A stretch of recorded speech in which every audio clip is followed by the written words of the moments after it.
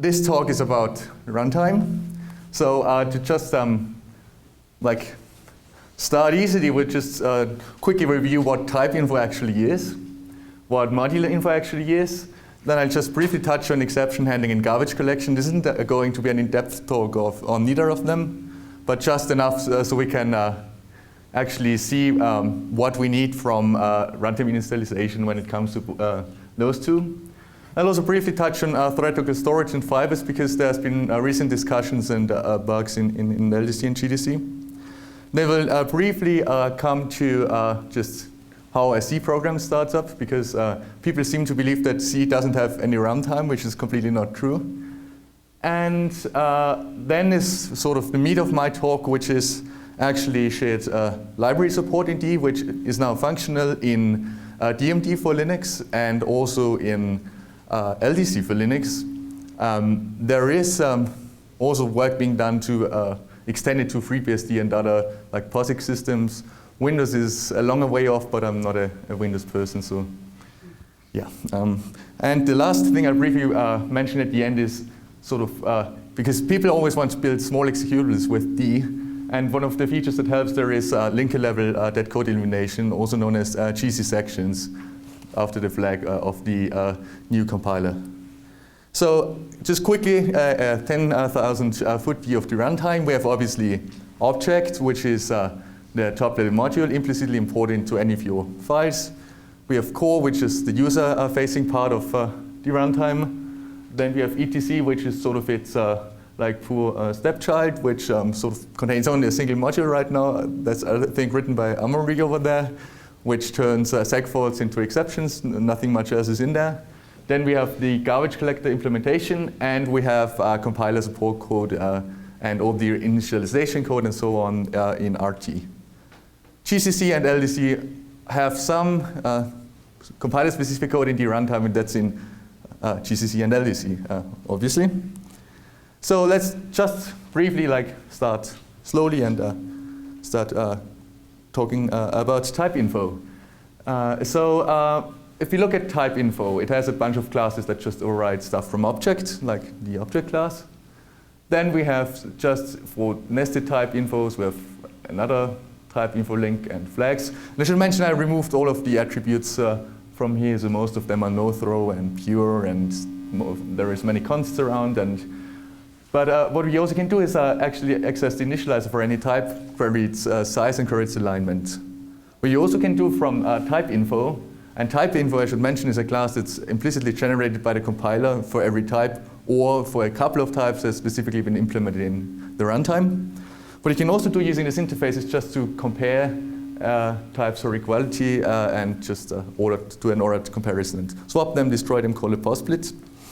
There is this thing called offset type info, and this is sort of the general theme of my talk. I'm not going to talk too much about the basics, but I'm going to talk about the issues where you wonder what the hell this is actually doing there.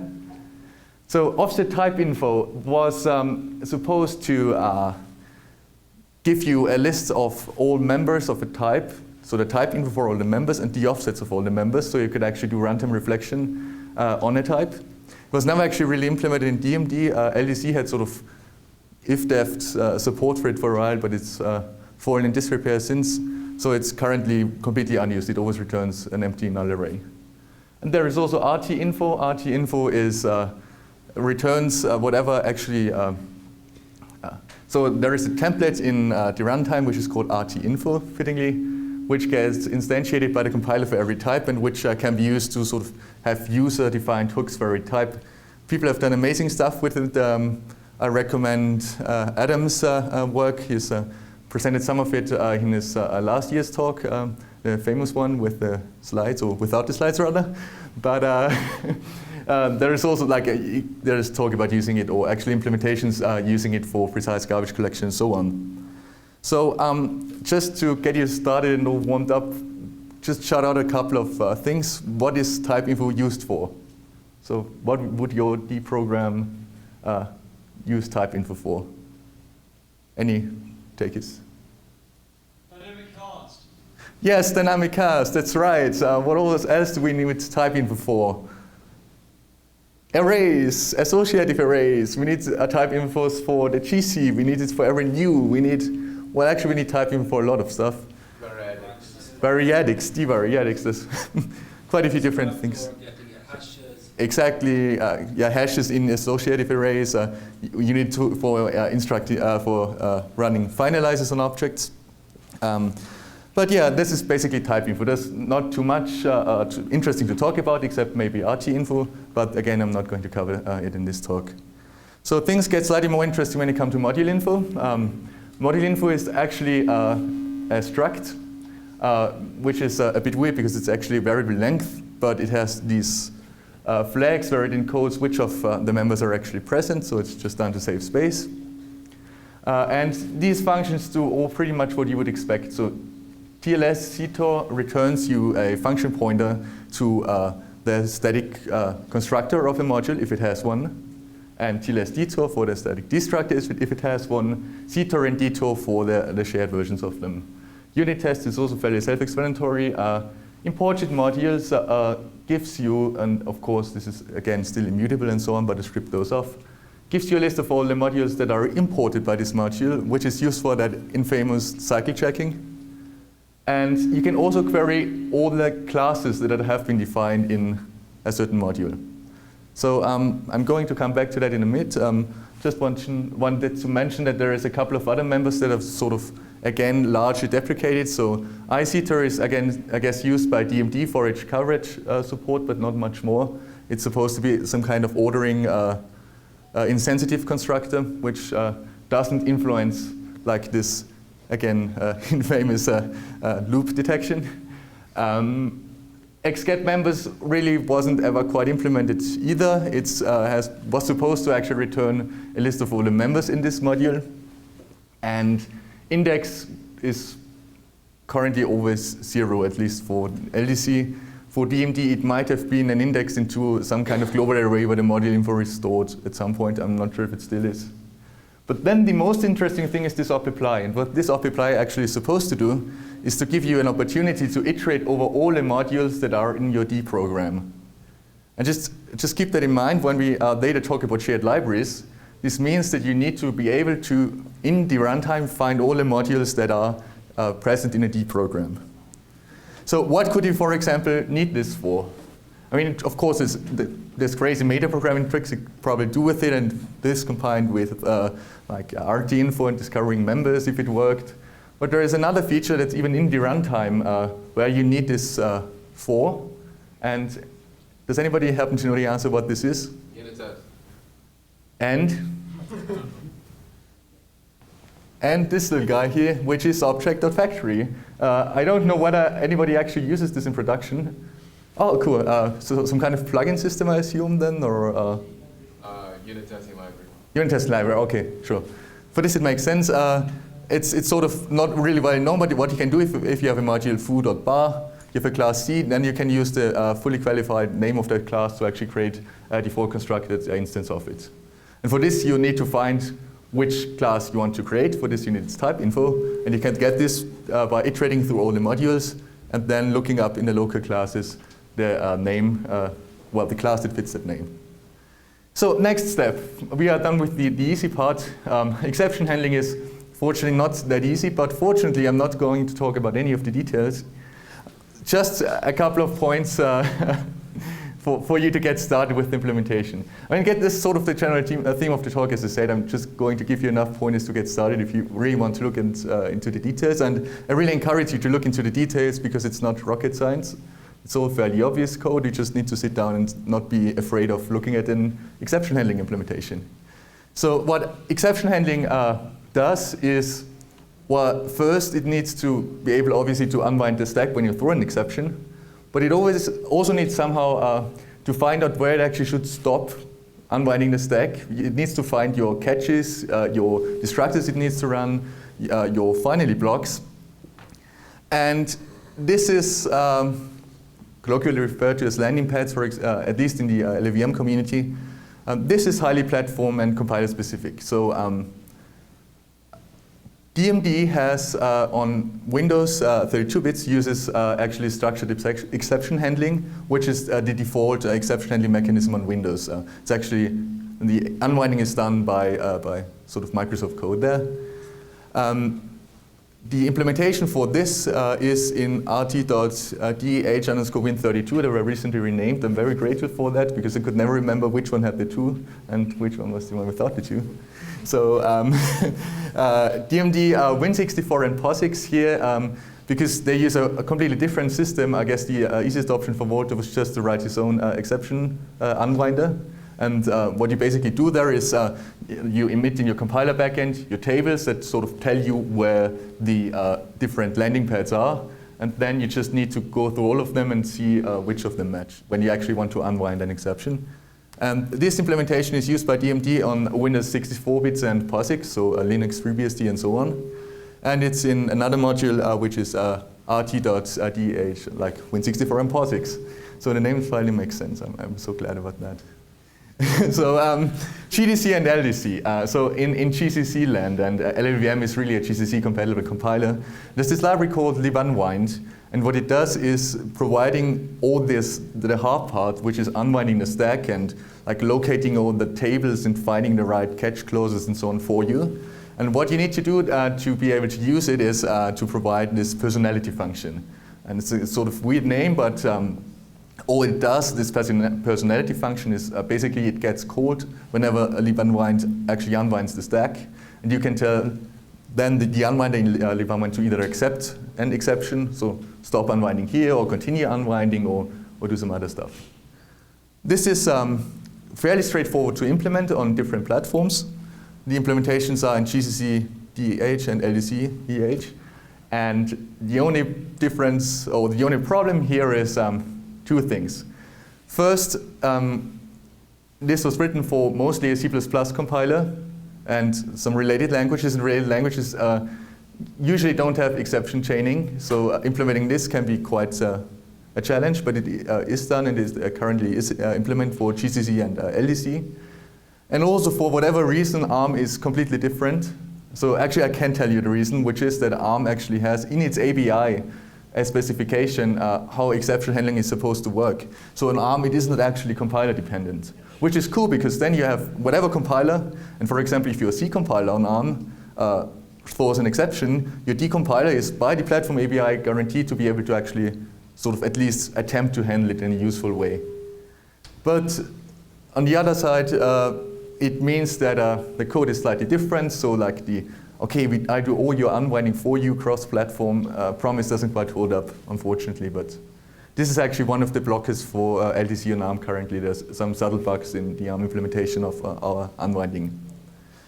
On Windows 64, LDC actually uses structured exception handling, which is, by the way, something completely different than 32-bit structured exception handling. So a 32-bit structured exception handling is based on if you ever heard about that mysterious Boland patent that sort of, I think, expires this year in June or something, or expired last year. This is what this structured exception handling is about for 32 bits. So whenever you enter a function, then if this function wants to catch something, append something to a linked list, and yada, yada, yada, which has the consequences that it's actually rather slow in the common case of not throwing an exception, but exception unwinding is, I guess, easy and comparatively fast. Structured exception handling on Win64 is table-based, so it's sort of zero costs, but apparently, obviously that's not actually true because you still need to generate different code for invoking constructors and so on. So Walter can tell you more about how zero cost exceptions really are, I guess. But long story short, on Windows 64 bits we have a different implementation that actually uses the Windows operating system functions in LDC. Whereas on Windows 32 bits, by the way, LDC for the longest time didn't actually support exception handling. These days are over since like a couple of years. But there we use sort of the same mechanism as on Linux because LLVM provides this for us, but we aren't compatible with structured exception handling. And then there's a couple of other things you want to probably do in the runtime to be able to actually efficiently, user-friendly, provide exceptions in a user-friendly way. For example, you want to generate backtraces and so on. But this, for example, backtrace generation isn't going to stop you from doing a new platform port because you can always add it in later once you have the basics down. So next topic, garbage collection. And again, this is just going to be a short and painless overview of what we need for the later part. So garbage collection, I'm not going to go in any of the details. Unfortunately, Martin's talk isn't going to take place, so maybe via teleconferencing. I don't know whether we have any news on that. But what I'm going to talk about here is just the very basics. So I guess you all know how a mark and sweep garbage collector works. What you do there is you have a list of all live objects. And each of those objects has a flag. And then you start with, in some places, and I'm going to come to this in a minute, and then just traverse the graph of all objects and follow every pointer, and if you can reach something, also mark that other object is live, and continue to marking all the objects that you can actually read from and decode as live, and in the end, you end up with a set of marked objects. The ones that aren't marked, you just throw away and free, and you then possibly need to also reclaim some pages and so on, but yeah, these collector is actually fairly straightforward. I mean, I guess it has been like fairly. It has received some fairly advanced optimizations recently when it comes to mark and sweep collection, but it's still at its heart a very simple mark and sweep collector. So I can just encourage you to open up the GC package in the runtime and look at the source code. It's really not that hard. The thing is, though, as I alluded to before, we need somewhere to start with our garbage collection. So what are the places where you actually, like, sort of, where you can have a reference to an object that you know is live? So you know that a reference to an object is always live still if it is on a stack, if it is in some global variable, which in this context means some C global, so a thread global variable. And also TLS, so thread local storage globals are also garbage collector roots. Which, and of course, you could also explicitly add roots, but this is not going to be interesting for us because that's the easy case. But again, so keep this at the back of your mind. If we later talk about shared library support or even just runtime support in general, we need to be able to somehow find where these areas are in memory so we can actually see what pointers are in there and do all this marking. So thread local storage, I already mentioned it. What it is, you all know if you have just a normal global in D, so test, a module test and a global in there, I just call it my global. Then this global isn't going to be shared across all the threads, but it's local to your thread only. So if you write it, set it to a certain value, or if you read from it, it's just your thread. So since this is about the low levels of a runtime, we should probably think about how this is actually implemented. And it turns out that actually on most platforms, so I show here just the assembly code produced by LDC in this case for 64-bit x86 Linux. So what you do there is you just put all your thread local variables in one place, and then whenever you spin up a new thread, you just copy that segment and into some piece of RAM. For example, I guess libc on Linux by default puts it just on the top of your stack or on the bottom of your stack, or you want to view things when starting up a program. And then you need to somehow find it from your actual code that accesses the data. And this is why I've shown here this example of assembly code, because it's really actually fairly simple. What the code generation boils down to, so this is obviously Intel syntax, so the move is an assignment from here to here. So what this return does when it reads the global variable is just, it fetches some kind of offset from the start of the TLS section or TLS segment. This add means that it's a special relocation type, and you don't need to care to really worry about what specific type this is here. And different platforms have slightly different relocation types or names for those, but it's for most of them it's the same principle. You just get this offset into your TLS segment, and then you need to know where it is. And for this on x86, what could you use? It's a register that doesn't need to be really, really fast, but it should be around most of the time. And it's used for addressing. So I guess one natural choice would be the segment registers, since actual segments for memory protection aren't even used anymore these days. And I guess they aren't quite supported on x86, 64, even like on a processor level. I'm not sure about that, but well, at least we are not supposed to use them.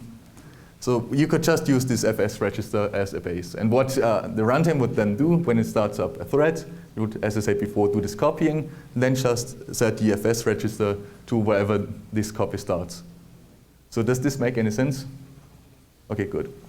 So because the next step then is, what is if there is shared libraries? If you have shared libraries, then each of these shared libraries comes with its own TLS section.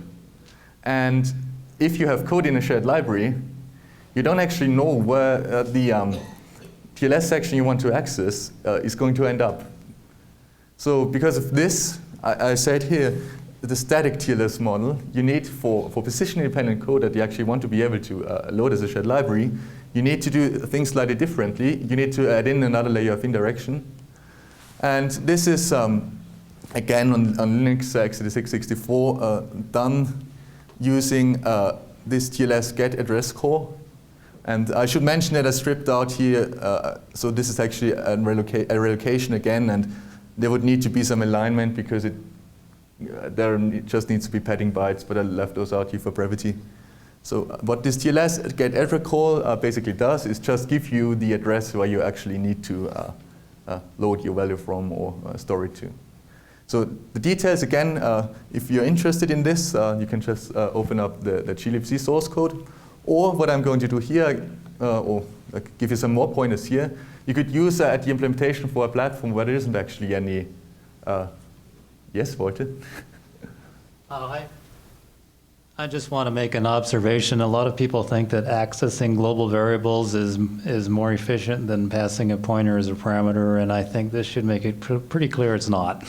Yeah. Using globals for efficiency is a bad idea. Globals for efficiency, thread local globals at the very least. Globals, well, it depends on locality considerations. If you consider like thread shared, so G shared globals or shared globals, but yeah, this is definitely true. And actually, the efficiency aspect is going to come back and bite us meaning GDC and LDC in a moment, but we'll get there when we discuss fibers. So in any case, I guess most of you are like vaguely familiar with x86 assembly, so this should make sense. If not, just know that this is a function call that returns you the address of your TLS variable.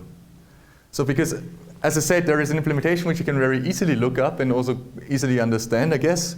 And this is the implementation that DMD uses on OS X. Because OS X didn't actually have native TLS support, so Windows and Linux support TLS built in into the operating system, or actually lower levels of the loader and so on. OS X didn't, so because prior to 7 we already had DMD and D2 on there, what needs to be done is to actually come up with our own implementation of thread local storage. So what actually happens is that just as if we had sort of support for them, the backend in DMD emits the variables to two special sections. One is TLS starter, and the other one is just for basically, if I'm not mistaken, weak symbols, so like globals defining templates and so on. And then we have an implementation in the runtime in the RT module that, so there, I mean, you obviously need some kind of thread local storage to start from, because if you don't have any thread local storage, you can never make up like thread local storage from scratch. You need some kind of thread local piece of data, and this thread local piece of data in this case is provided by pthreads, so the POSIX threads library.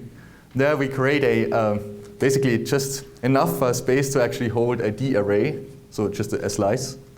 And this slice then, at least after the first use, points to a sort of just memory a chunk on the heap that has been malloced and where the TLS initializer has been copied to.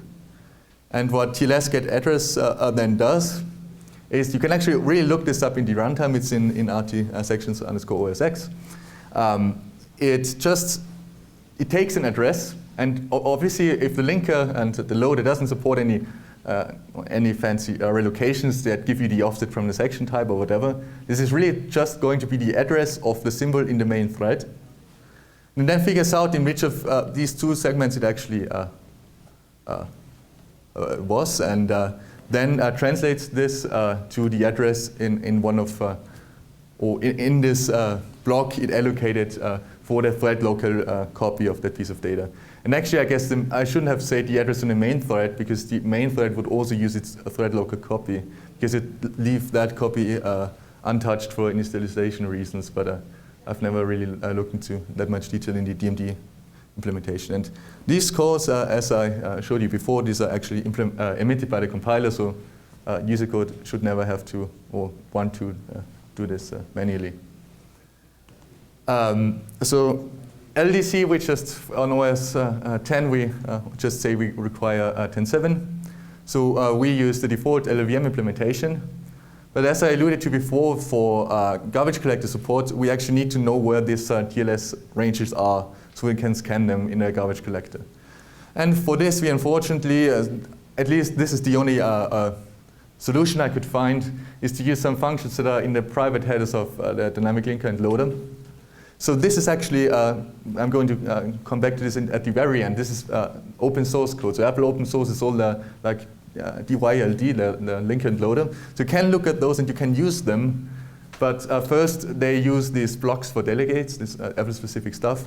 And also, it might actually be private API, so I'm not too sure about if you actually want to deploy this to the Apple Store, what would happen. So really quick, fibers, I guess you all know them. If you don't know them, this is how they work. So this is basically just, this yields out to the caller, and then you call, again, the call function. You sort of magically are back here again and continue execution of this function. So I guess it's old news for all of you. It's already multitasking, and what call does under the hood, you can look at the implementation, really just pushes registers to the stack, switches out the stack pointer, instruction pointer, and then pops them again. So the only thing is you need to keep, we are doing our own context switching, right? And the only thing is you need to keep TLS intact, you need to keep exception handling intact. I can tell you a long war story about exception handling and SEHOP on Win64 platforms, but I'm not going to do here. I guess you can look at this commit in, this comment in core thread, which sort of explains what the hell is going on. It was fun debugging, but what I'm going to briefly touch upon here, and this is actually the whole reason why I brought up thread local storage in the first place, is a problem that's currently in our fiber implementation, or not so much in the fiber implementation as in the code chain of GDC and LDC, which is that fibers indeed are supposed to be, or at least there is nothing that prohibits them from being moved between threads. So if you're here and if you read this TLS global, then you actually call yield, then here you might end up being on a different thread, and this TLS global might actually live in a different address. But because accessing TLS data is expensive, at least in this dynamic model where you actually need to invoke a function, as Walter mentioned, both GCC and LLVM will actually cache the address of this global in the function. And for GDC, there is, this is one fix to actually provide a flag to disable this. For LLVM is, well, they haven't really run into this. For MSVC on Windows, interestingly, there is a flag to disable this. It also caches the addresses by default, but I guess they needed this for, I don't know, SQL Server or whatever internal tool actually uses fibers. So it would work there if we had a Visual Studio compiler. And for DMD always just emits this TLS get address call, and thus it doesn't run into this problem. But I guess what I'm saying is we should discuss whether we actually want to support moving fibers between threads and how we can solve this problem. But yeah, Actually, we don't move fibers between threads, but part of the issues we have with GDC is that it still caches values in memory across yields.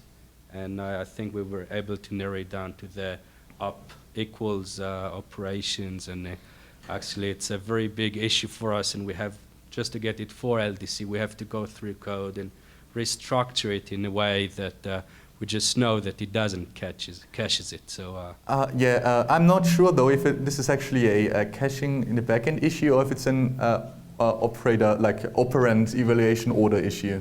it's probably closer to the ordering issue of the operand, but what ends up being when you're reading the assembly is that basically they took the value before the. So I don't want to interrupt you, but I guess we're running short on time, and I've looked at the discussion. We can just have a closer look at it afterwards.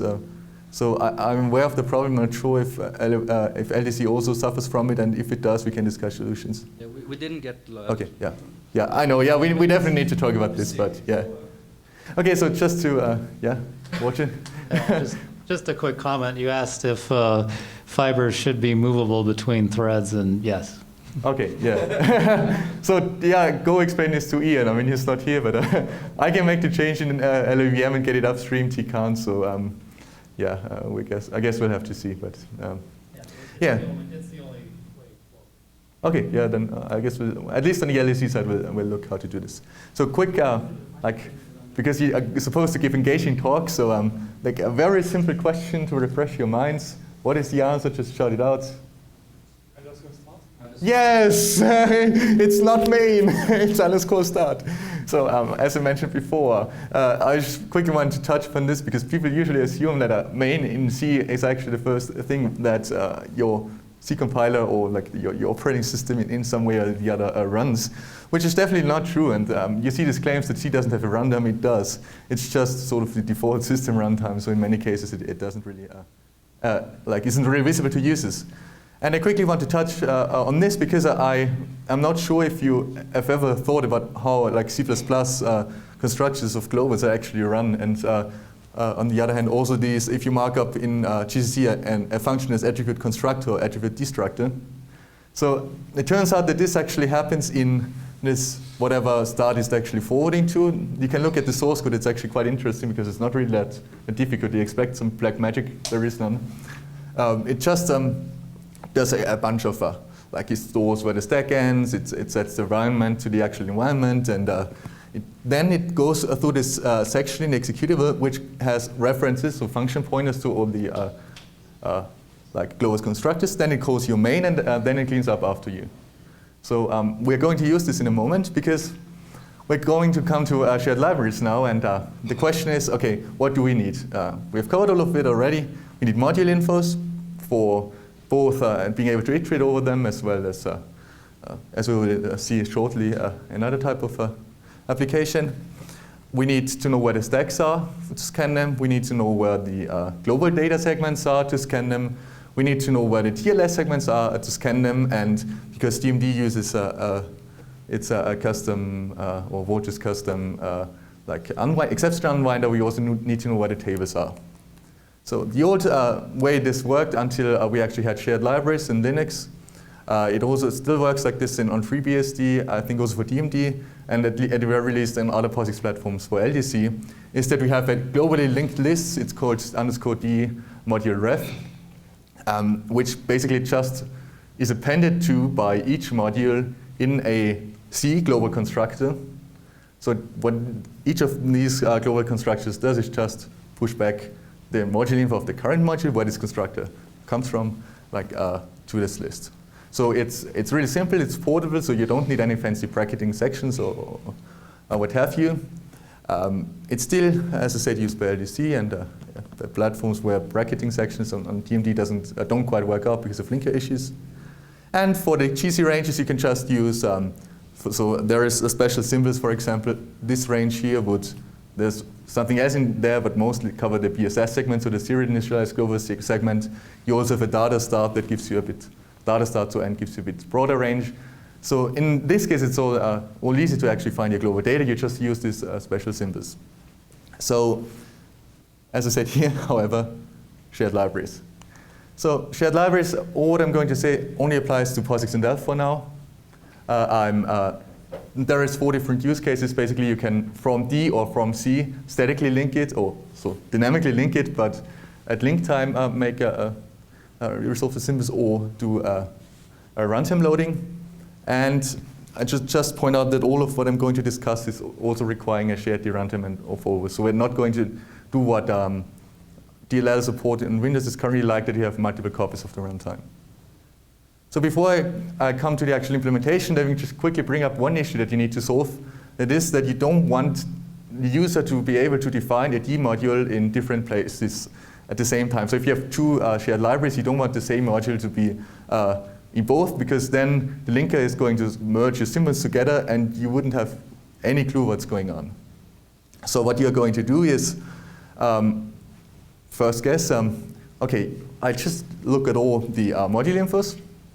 And then I know that every module has a module info. So I'm certain that if somebody else does something wacky with another module, it is also going to have a module info. So if there already is such a module info in the system, you'll see that the, yes, Andre?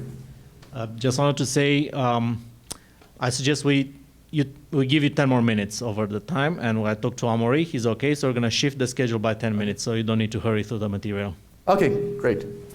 So yeah, sorry for the issues at the start, but well, I mean, we're all engineers and we couldn't solve it. So. Where was I? So module infos, yeah. You just look at those symbols, and if they have been merged with another symbol from another object, where object in this case I mean like another shared library or the main executable, you'd see that its address wouldn't actually be sort of in your address space, but you'd see that it's actually in the address range that corresponds to the main executable. And you can figure out those address ranges by just like calling methods on the dynamic linker and loader. So the idea is, okay, you just do this. If there is a mismatch, if it's sort of somewhere else, you know that something funky is going on, and you actually, we currently just terminate the program, so it's an assert 0. I don't know if there is really more graceful ways to handle it, because at this point you have already loaded the shared object and things are already messed up, but that's what we've currently got. However, and this talk is sort of a series of howevers, or at least for me implementing this for LDC was a big series of howevers. Copy relocations. So quick hands up, who is familiar with copy relocations? One hand. Wow. Okay, I also wasn't familiar with copy relocations before I started doing this. So it turns out that if you have an executable that doesn't use position-independent code, it needs to know where its data is. And say you want to use a global, for example, that has been defined in a shared library. I mean, how do you know where it is? So what actually happens is that in your SD executable, in your BSS segment, so in a serialized segment, you put away like a chunk of space. And then once you at runtime actually load the library and know where this data is, you just copy it into this BSS section. And then you have your own copy of the data. That's half of the part. But what you do then is, because you know that the dynamic library you loaded actually has been built with position-independent code, you can go in and change the location of the data in the code that actually uses it in the dynamic library to refer to your BSS segment where you copied it. So you effectively have taken the copy of the variable or whatever you're referencing that lives in the dynamic library totally out of the picture. So it's like it doesn't exist anymore. And this obviously totally breaks your scheme of module infos, like moving around, because if somebody happens to use your module info from the main executable, it's not built with position-independent code, which you don't want to always because of performance, then you will get a false positive for this module override detection. So a solution, surprisingly obvious once you think about it, and is just to check if it's in your current image or in the main executable's BSS section. And you should be able to easily get the main executable's BSS section using BSS start and end. So far, and you know that module infos aren't in BSS because they are not zero initialized. So even if the main executable has a copy of the module, it still wouldn't, you still wouldn't get a false negative. Okay. However, it actually failed due to linker bugs. I'll come to that in a second. So let's just look at the actual implementation. Now I'll do this fairly quick. You can again look at the source code. It's fairly straightforward code once you understand what's going on. So a couple of constraints I had while implementing this for LDC is you want to stay on the LLVM IRR level. So I can't do any like crazy stuff like emitting custom relocation types somewhere in the object file. It would be easily possible in DMD. Well, I could, but then if I did, then I'd lose all the LLVM tooling that's on the IRR level, and I didn't want to go that far. And for the same reason, custom linker scripts are pretty much a no-go, because it just want to be able to type GCC and some D-object files and some C-object files and just link them together without having to care about linker scripts. Plus, there is a very small limitation. It's just for those among you who wonder why the current LDC implementation is a bit wasteful. The LLVM, that's not actually the IR. So an IR level content symbol in a weak section, in a custom section isn't going to work. This we have to do a bit of duplication, but I'll get to that in a moment. So the design we end up having is that we know that we have a shared runtime. So we have a place that certainly exists only once. And in this place, we have a function that's called DSO registry. And I should mention that I didn't come up with this design. This is all Martin's work, who again, unfortunately, can't be here this year, but it's mostly one-to-one his design. This is a couple of small adjustments, but nothing too major. So what this function does is it gets called from, and we'll come to this in a moment, from whatever actually executables or other D-shared libraries there might be. It checks whether they've already been registered, and if they already have been registered, it just unregisters them. So we only need to have one exported symbol, and not instead of two for the constructor and the destructor. But it then sort of uses this dynamic, so libdl on Linux symbol, like this dynamic loader, iterates program header function to figure out where the DLS and the data segments are, and also does the module collision checking, and does all the like pushing whatever module infos back to a global list, and calling all the different types of constructors we saw before, and running any unit tests if it's a unit test build, and so on. Okay, so the question is now just how do we call this function exactly once per shared object we load with all the modules as a parameter, more or less. So what we ended up there is doing there is a design where, so I've just drawn here two boxes to suggest two object files. So this works with a separate compilation. For each D module, we emit a C global like constructor and destructor. And what this does is we have this sort of Boolean global gate that's local to this shared object, which is called for LDC LDC.DSO initialized.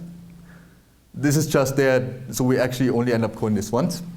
What we do there is, so we have stored away previously during linking all the module infos, or actually references to the module infos, or pointers to the module infos, in a special section, .minfo, which is bracketed by two symbols, _minfo begin and _minfo end. And so we can get a range of all the module infos. And in here, we then get this range, and you have to be careful that these are actually local to this shared object. Because the main executable is also going to have an minfo section, also with its beginning and its end symbols, but obviously they shouldn't conflict. So you need to make this local to your executable shares objects and so on. So you take those, and then you just call into DSO registry. And then you do all your magic there, and once it's actually getting unloaded, you again call DSO registry to unregister. So it's actually a fairly simple implementation.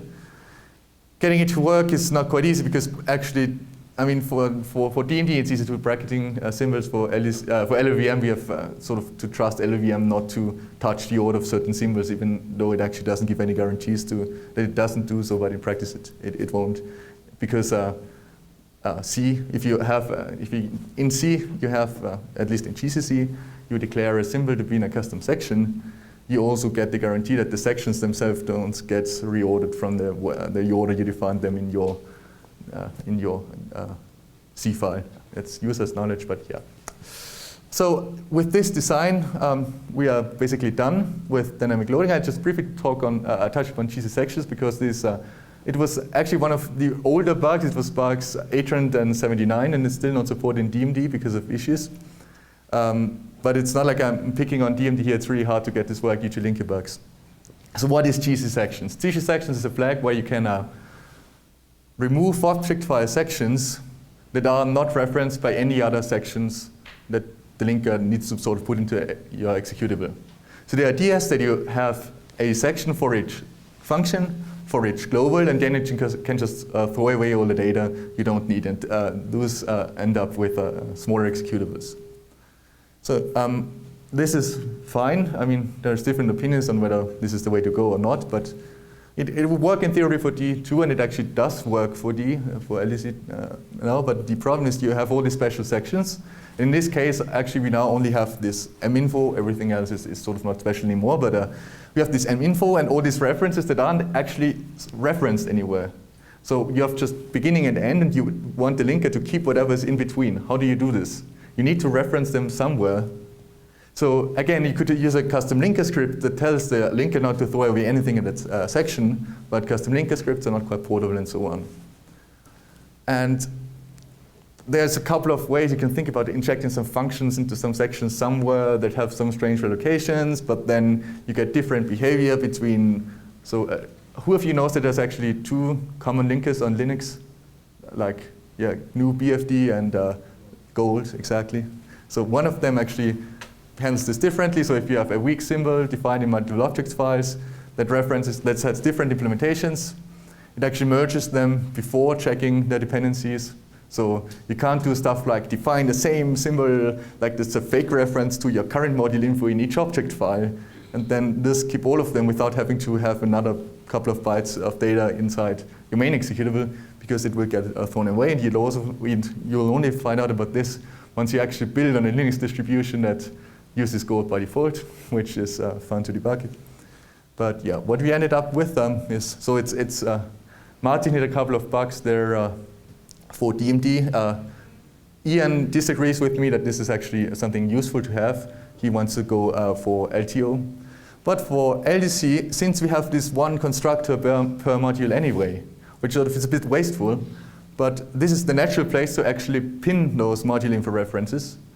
So this would almost again be fine, except for one additional linker bug, which is that if you use, this time with LDBFD, so with the older linker, if you use GC sections, then for some weird reason, the BSS start and end symbols are made local to your main executable. So you can't access them anymore from your shared libraries. So what you need to do is actually create some, in this case, I just created some weak symbols in our D runtime code, and that gets copied into each module, more or less, into each shared object. And then in the main executable, where even though these two symbols are local, we can still access them, actually set these strongly to BSS start and end. And this way we finally have a D runtime that's shared and that actually works with GC sections. And the results are actually quite nice even for GC sections. So if you look at LDC binaries, just static builds, you could compare of course, shared libraries too, but these numbers are just for like a completely static build, static D runtime, static Phobos, a small application, or medium-sized applications even. They're typically just about 25% of the size of DMD generated code. So there's actually quite a bit of potential here for smaller binaries. And for whatever reason, I still don't quite understand Ian here, but GDC ships like debug info in their release builds by default. And so if you ever see like that GDC is 16 times the size of LDC, it's not that GDC creates some, generates some crappy code, it's really just debug info that's still in your executable, which you can strip out. You can also strip your Phobos and the runtime libraries before installing, but I'm not sure who actually does this, so yeah. But again, Ian's position is we'll just go with LTO, which isn't the worst choice. So GC sections has always been this sort of weird thing that makes stuff work. In any case, if you want to learn more about low-level stuff, one thing I actually find interesting about Apple, even given all their recent secrecy and so on, is that they still publish all their low-level system tools, so their linker and DYLD, the dynamic load and linker, on opensource.apple.com. You can just go there and download the tarbors, which is interesting or was quite helpful for actually getting TLS to work, for example.